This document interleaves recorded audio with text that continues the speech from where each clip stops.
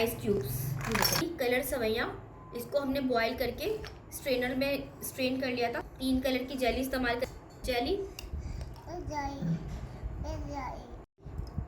ये कितने ज़बरदस्त कलर्स। ये रबड़ी दूध हमने तैयार किया है। हमने 1 किलो दूध को पका कर आधा किलो कर लिया।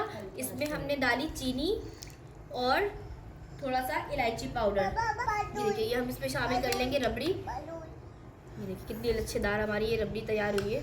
ये तकरीबन आधी प्याली हमने इसमें शामिल किया है। हमने लिया है, ये देखिए खोया लिया है।